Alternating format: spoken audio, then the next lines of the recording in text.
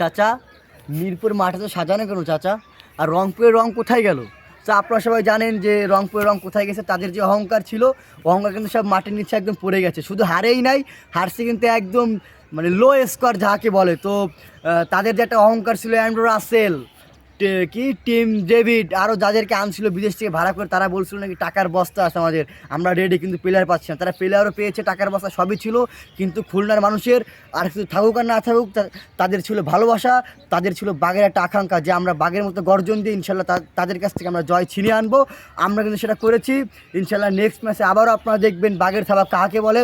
শুধু বরিশালে নয়, আমি এবার বলবো যে শুধু আপনার রংপুরকে যখন আমরা হারিয়েছি, টানা 8টা ম্যাচ জেতার যে একটা ছিল তাদের, তারা কিন্তু অনেক সুন্দর খেলেছে।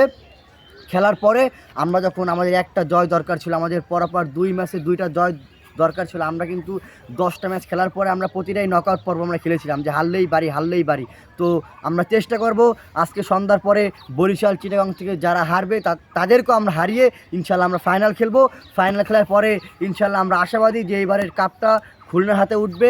আমরা এখনও কাপের স্বাদ পাই না, আমরা এখনও ফাইনাল জয়ী এখনও এক স্বাদ আমরা পাই না। ইনশাল্লাহ চেষ্টা করব এইবার মেহেদী হাসান মিরাজের হাত ধরে আমরা যেন প্রথম বিপিএলের স্বাদ গ্রহণ করতে পারি।